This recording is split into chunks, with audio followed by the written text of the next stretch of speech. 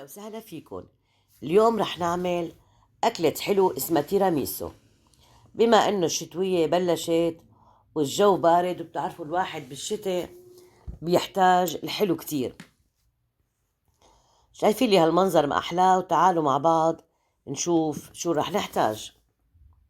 هاي المكونات الموجودة قدامكم. عنا طبعا كريمة سائلة جاهزة بمقدار كاستين،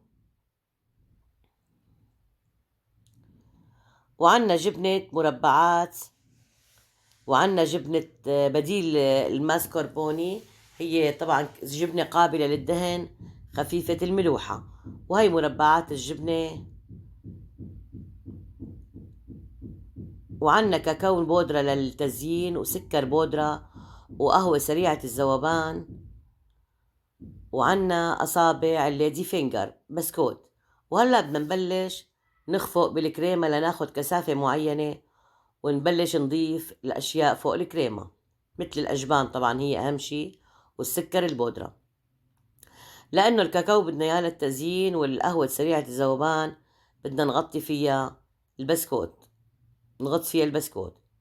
وهلأ بعد ما حطينا مربعات الجبنة بدنا نحط جبنة بديل الماسكربوني.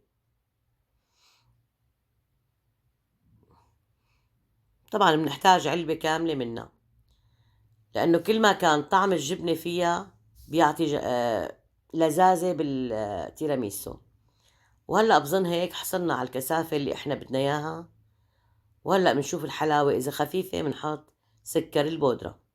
هلأ رح ناخد شوية مي، وطبعا نضيفهم فوق القهوة سريعة الذوبان، ونحركهم لناخد مقدار المي اللي بدنا اياه.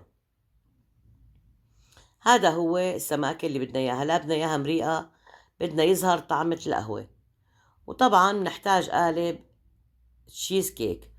هلأ بناخد أصابع الليدي فينجر ومنقيس القياس اللي بدنا اياه. طبعا اللي بنكسرهم رح نحتاجهم.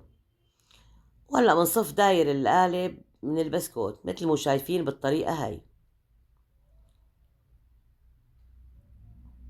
نخلي اللي قسمناها لتحت والمنظر الجميل لفوق. وهلأ بعد ما خلصنا الداير كله رح نبلش نحط بالسفل. بدنا نغطهم طبعا بالقهوة ونمدهم بسفل القالب بالطريقة اللي انتو بتحبوها طبعا. والصغار بنحتاجهم للفراغات، وهيك بنملي القالب من السفل.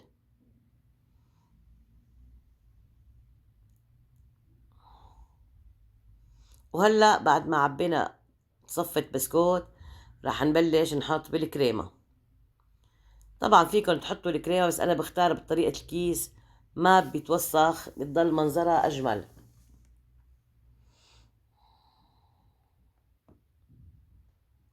مثل ما شايفين، وبمدها شوي شوي لحتى غطي البسكوت الموجود تحت، لأني طبعا بدي أرجع أحط طبقة تانية وتالتة لحتى أحصل على الطول اللي بدي إياه، يلي هو طول القالب.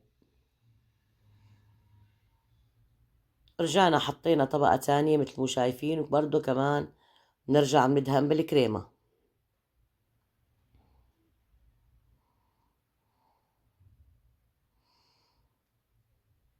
وهلأ هيك خلصنا العيار اللي بدنا اياه، بنحطه بالتلاجة. وطبعا فينا نعمل شغلات تانية هلأ بورجيكم اياها بالكبايات. نفس الطريقة كمان بتتقدم بالمناسبات، حافرجيكم اياها وكتير شكلها حلو.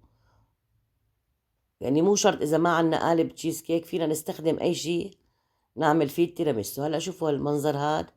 نفس الطريقة بنحط بسكوت، بنحط كريمة، هيك لنملي الكباية كاملة.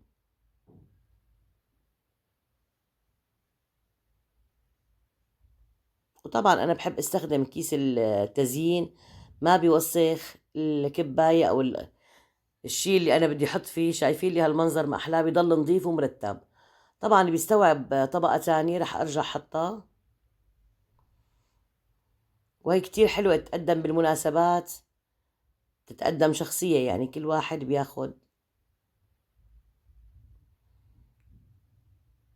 وهيك صارت المسافة اللي أنا بدي إياها. هلأ بنحطهم بالتلاجة ومنطلعهم. وهلأ بعد ما حطيناهم رشينا عليهم الكاكاو والبودرة. شوفوا لي هالمنظر ما ارتبوا، بيتقدم كتير حلو.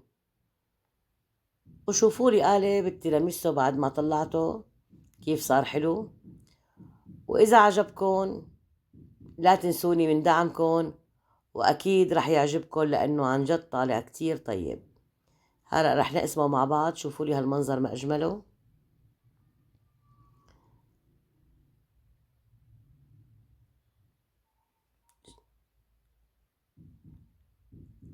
والطعمة عن جد طيبة. وأهلا وسهلا فيكن بقناتي تهاني كيتشن.